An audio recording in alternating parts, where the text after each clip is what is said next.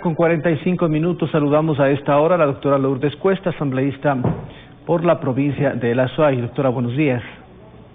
Buenos días, Hernán. Un saludo para ustedes y con todo el deseo de que ustedes, sus familias y quienes nos sintonizan el día de hoy se encuentren sanos y protegidos. Esperemos que sea así. Doctora, ¿cómo usted ha evaluado el tema de las propuestas económicas presentadas por el presidente de la República que están ya en la Asamblea, aprobada inicialmente por el CAL y ahora en reuniones de las comisiones? Bueno, como ustedes conocen, son dos propuestas económicas urgentes. La una que tiene que ver con la ley de ayuda humanitaria por la pandemia y la otra ley de reorganización de las finanzas públicas. A ver, hay este momento una encrucijada bastante grande. Tenemos la opinión del gobierno y tenemos la opinión de la ciudadanía, que son totalmente distintas. En principio, el gobierno le ha trasladado toda la responsabilidad a la Asamblea Nacional, en el sentido de que o se aprueba la ley o no se quiere que el país salga adelante, o somos conspiradores o no queremos apoyar. Y por el otro lado está la ciudadanía diciendo no más impuestos, no más carga a la ciudadanía. Cada vez que en este país hay algún problema, se le mete la mano a la ciudadanía en el bolsillo. Entonces, la Asamblea está en una encrucijada bastante grande. ¿Por qué? Porque nosotros sabemos que tenemos que aportar y apoyar para que podamos salir no solamente de la crisis sanitaria, sino de la crisis económica tan tremenda que se viene. Pero también estamos conscientes que no son los ciudadanos quienes tienen que pagar el mal manejo económico de los gobiernos. Por lo que este análisis que se está haciendo de estas leyes de urgencia económica tiene que ser absolutamente responsable, porque no todo es blanco o negro, Hernán. No es decir, no se paguen los arriendos. Por ejemplo, ¿qué pasa con aquella persona que vive de la renta? Claro. Entonces no es blanco y negro. Por lo tanto, en este análisis que se está haciendo, ya inició en las comisiones respectivas, tiene que haber posiciones consensuadas, en donde digamos, sí, vamos a poner el hombro todos los ecuatorianos, pero tampoco vamos a pagar la crisis, como digo, porque no ha habido un buen manejo económico. Por ejemplo, ¿qué sucede con el Seguro Social, por ejemplo? Hay pequeños negocios, medianos negocios, personas naturales que no tienen para pagar ni siquiera los sueldos, peor el Seguro Social. Entonces, nadie está diciendo, ¿saben qué? No se pagan los aportes. Lo que se está pidiendo es que esos aportes, mientras dure esta crisis, puedan ser pagados después. Insisto, nadie dice no vamos a pagar o no queremos pagar, sino dennos un tiempo para pagar. No paguen en abril, no paguen en mayo, no paguen en junio, y tal vez eso se puede pagar los próximos meses del próximo año, los primeros meses del próximo año. Entonces, no todo es blanco y negro. No es que la Asamblea no quiere ayudar porque está en contra del gobierno y conspira contra el gobierno y está en contra de salir adelante, y tampoco es que la Asamblea está en contra de los ciudadanos. Deben haber posiciones consensuadas. Ahora, ante esta realidad, las sugerencias que usted plantea, ¿qué alternativas puede haber en la Asamblea? Mire, Hernán, lo primero sería insistiendo en la Asamblea Nacional el diferimiento del pago de la deuda externa.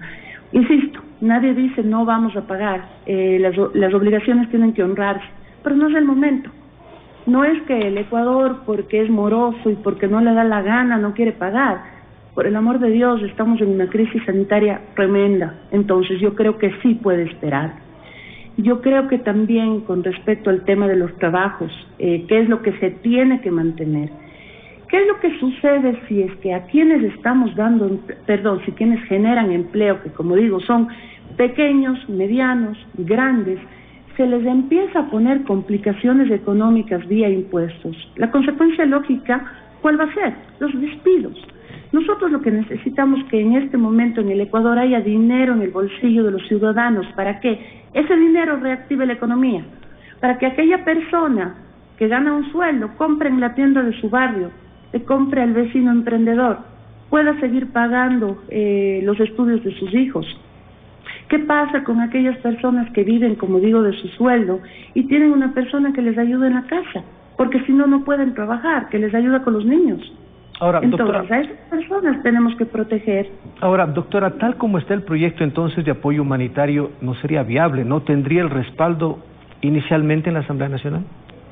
Mire, lo que pasa es que este momento, con el análisis que se está haciendo, se están presentando contrapropuestas. Se están presentando contrapropuestas que, como digo, dinamicen la economía, apoyen al país, pero que no dejen sin empleo a la gente, que es lo que necesitamos en este momento. Habría que pensar también en el tema de una ley a largo plazo para que reactive el sector, porque al parecer este apoyo humanitario es temporal. ¿Habría que pensar también en esa posibilidad? Efectivamente, esta ley de apoyo humanitario tiene contribuciones planteadas más o menos hasta final del año, pero ¿qué va a pasar después? Estamos viendo que tras cuernos palos cae el precio del petróleo, entonces no podemos seguir dependiendo del petróleo, tenemos que ser un país productivo que pueda tener ingresos por sus exportaciones, por su capacidad productiva. Por ejemplo, hay esta contribución que se está planteando a las empresas grandes, o más bien dicho, aquellas que ganan o han tenido ingresos de más de $1 millón. Ojo, ingresos, no utilidades. Y claro, bajo el concepto de quienes más tienen, más pagan, yo no creo que haya nadie que diga, no, yo no quiero pagar. Pero recuerde usted que en la ley, asimismo, económica urgente, que se emitió en el mes de diciembre por parte del Gobierno Nacional, ya se les había planteado una contribución a este tipo de empresas. Entonces, estamos hablando de contribución tras contribución. Otro tema, se habla de las contribuciones en base a lo que se ha ganado en años anteriores, rompiendo un principio legal que se aprende en primer año de Derecho. La ley no tiene efecto retroactivo. Entonces, claro, como saben que la gente está sin ingresos en estos meses, o muy pocos ingresos en estos meses, quieren que la contribución se calcule en base a lo ganado en años anteriores. Imagínense la locura que es eso. Y con esta frase lapidaria que nos han dicho, que la realidad superó la legalidad, pero no podemos pasar por alto la Constitución, la normativa legal, porque es ilegal. El presidente de la República, si no ayudan, no estorben, dicen. La ministra de Gobierno, María Paula Romo, se hará todo lo necesario, dejando abierta la posibilidad de una muerte cruzada. ¿Están contra la pared los asambleístas ahora? Miren, lamentablemente se ha armado una campaña de desinformación y de desprestigio espantosa contra la Asamblea Nacional.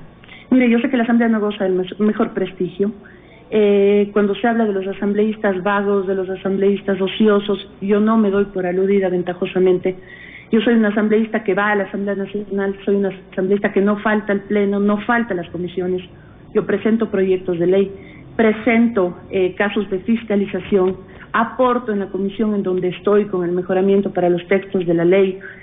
Entonces, así como hay malos asambleístas, yo creo que hay buenos asambleístas en todas las bancadas. Entonces, esta campaña de desprestigio que se ha armado contra la Asamblea Nacional no le hace bien a nadie. Este rato debemos unidos trabajar, y no es que porque la Asamblea diga no estamos de acuerdo con meterle la mano en el bolsillo a la gente, estamos estorbando. Estamos pensando en la ciudadanía, Hernán. Entonces, son lamentables sí ese tipo de declaraciones de las autoridades del gobierno central, en un momento en donde todos deberíamos estar trabajando de la mano, en un momento en donde todos necesitamos un poco de paz en medio de la tragedia. Doctora, así que esta campaña no está bien. Una última consulta de mi parte. El tema es el 50% de reducción de los salarios de los asambleístas. ¿Ustedes finalmente apoyarían esto como parte de una solución temporal, no? Miren, la Asamblea Nacional está tomando otro tipo de medidas también. Se están barajando todas las posibilidades para recortar el gasto, pero sí vale la pena decir que el presupuesto de la Asamblea Nacional al año son 57 millones, dentro de 9.700 millones de dólares, que es el presupuesto en general. Mire, la función de transparencia, por ejemplo, tiene un presupuesto que es 5 veces más grande que el de la Asamblea. Ahora bien, ¿qué tipo de medidas se están tomando? Y eso está analizando una comisión en este momento en la Asamblea Nacional para ver qué más podemos recortar. Por ejemplo, una de las posibilidades es que el 25% al menos de los plenos de la Asamblea se lleven a cabo de manera virtual, como lo hemos estado haciendo, porque eso reduce muchísimo el gasto de la Asamblea Nacional. Se está buscando la posibilidad de recortar gastos en cualquier tipo de aspecto. Por ejemplo, en el caso de se me ocurre telefonía celular de la Asamblea. Yo, por ejemplo, yo pago mi propio teléfono celular como lo he hecho toda la vida, es mi número de toda la vida, pero si es que puede haber ahí planes de celular que se están pagando por parte de la Asamblea, por ejemplo, van a ser cortados. Entonces, hay otras medidas también que se están tomando, no solamente la reducción de los sueldos. Doctora, muchísimas gracias. Gracias por su información, su tiempo y sus opiniones con respecto a este tema, sin duda importante para el país. Vamos a una pausa y retornamos.